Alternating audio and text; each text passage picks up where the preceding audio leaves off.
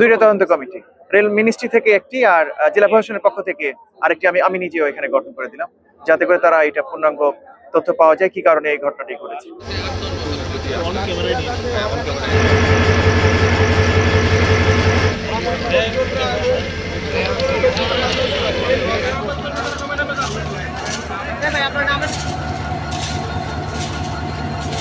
আমরা যখন জানতে পেরেছি রাতে এই দুর্ঘটনাটি, আমি যতটুকু জানছি যে আমাদের যে চাপাই থেকে নোয়াখালীগামী যে মামুন পরিবহনের গাড়িটি, এটি নাইট কোচ ছিল, তাদের এই পদুয়া বাজারের যে রেলগেট, সেখানে এটি দুর্ঘটনাটি ঘটেছে। কেন ঘটেছে এবং কি কারণে হয়েছে এখন পর্যন্ত জানা যায়নি। এটি রেলগেটের কোনো যিনি গেটম্যান ছিলেন তার অবহেলা ছিল কিনা, বা গাড়ির নিজেদের কোনো বিষয় ছিল কিনা, সে বিষয়টি আমরা এখন জানতে পারিনি। তবে আমি রেলওয়ে যিনি কর্মকর্তা রয়েছেন আমাদের ঊর্ধ্বতন মিনিস্ট্রিতে, তাদেরকে জানানো হয়েছে, তারা সেখান থেকে এটি খোঁজ খবর নেওয়ার জন্য তাদের তদন্ত কমিটি গঠন করেছে। ইতিমধ্যে আখাউড়া থেকে এবং লাকসাম থেকে উদ্ধারকারী ট্রেন রওনা দিয়েছে। আমি খোঁজ নিয়েছি, আমি জানিয়েছি আমার বিষয়টি।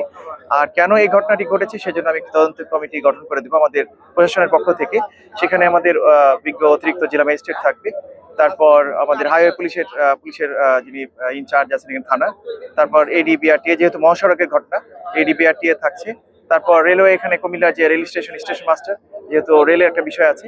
আমি 5 সদস্য বিশিষ্ট কমিটি এটি গঠন করে দিয়েছি, সেটি এটা তদন্ত কমিটি গঠন করবে। আপাতত আমরা এইভাবে জানি, তবে যতটুকু হতে জানতে পারছি আপনাদের কাছ থেকে, আমি এখানে স্পটে আছি, সেখানে দেখা যাচ্ছে যে 12 জন এখন পর্যন্ত নিহত হয়েছে, 14 জন আহত হয়েছে। হাসপাতালের নিকটবর্তী বিভিন্ন ক্লিনিক এবং হাসপাতালে তারা রয়েছে। আমরা এইভাবে আছি।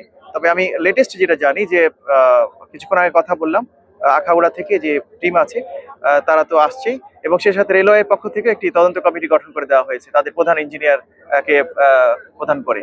এখানে 5 সদস্য বিশিষ্ট কমিটি আছে, দুইটা তদন্ত কমিটি, রেল মিনিস্ট্রি থেকে একটি আর জেলা প্রশাসনের পক্ষ থেকে আরেকটি। আমি নিজেও এখানে গঠন করে দিলাম, যাতে করে তারা এটা পূর্ণাঙ্গ তথ্য পাওয়া যায় কি কারণে এই ঘটনাটি ঘটেছে।